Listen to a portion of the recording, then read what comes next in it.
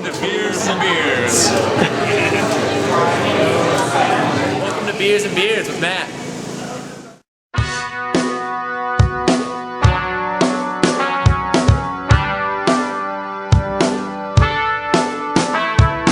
I'm so very, very happy. Sun is out and I feel something. I'm so very, very happy. Whoa, whoa. I'm so very, very happy. Sun is out and I feel something. I'm so very, very happy. Whoa, whoa, whoa.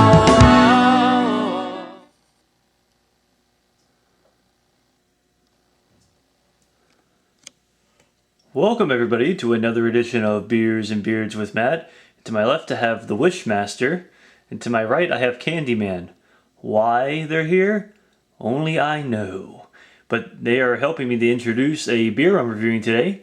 This beer is from the new Belgium Brewing Company in Colorado. It is from the Lips of Faith series, and this is their 2010 La Folie Sour Brown Ale. Now, I've never had a sour brown ale in my life before, so it's kind of scary. So that's why I decided to take these two scary people out with me so they can enjoy my adventure.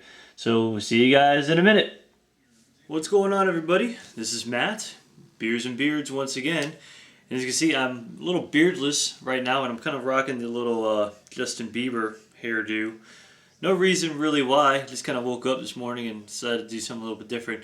Plus, this is also going to be the last episode of Season 6 of Beers and Beards. So, starting fresh, next time I do a review, I'll have a little bit more of a beard. My hair won't be so gay looking, and that'll be about it.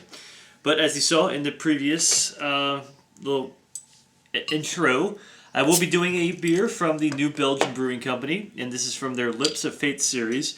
And when I actually bought this beer, it was actually quite expensive.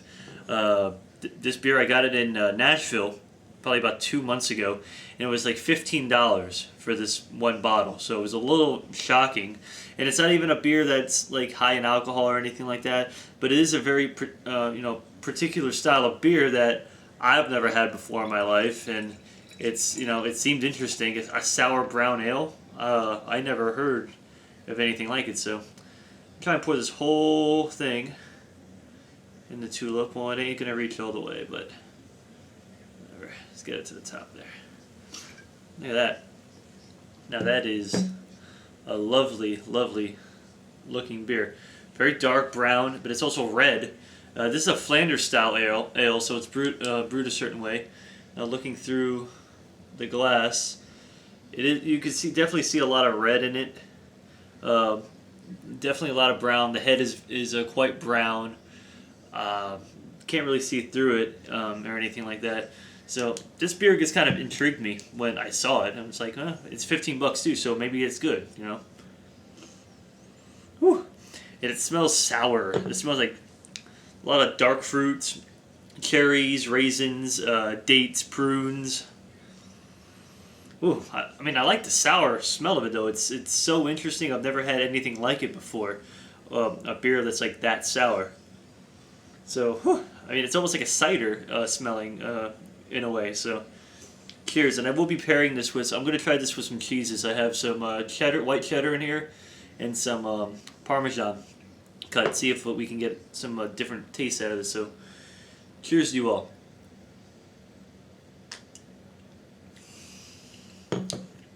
Whoa. That has to be the strangest beer I've ever had, and the most unique beer I've ever had in my entire beer drinking career. It's super sour, astringent. Tastes like great. It has a wine taste to it, almost like maybe a red wine or something like that, like a Sauvignon maybe. But whew, that's interesting. Man, it's such a sour beer, but it's really, really, really good. No hop at all. No hop bite whatsoever. It's drinking like a champagne wine almost, like a sparkling wine or something like that. So, but let's mix this up a little bit. I have this is my Parmesan. I love Parmesan. Been a little classy today on this final episode of the season. So we get the salty savoriness of the Parmesan, so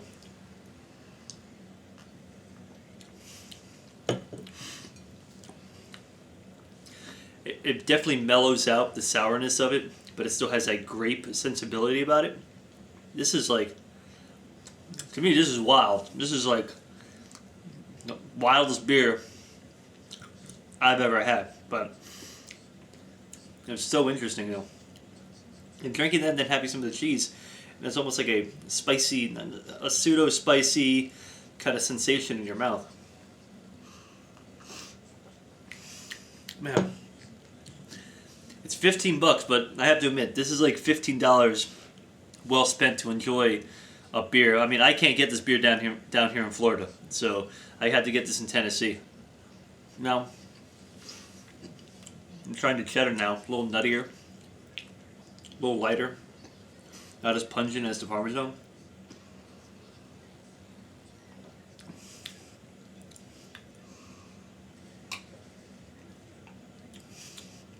Man, it is like drinking like a red wine mixed with some champagne. It's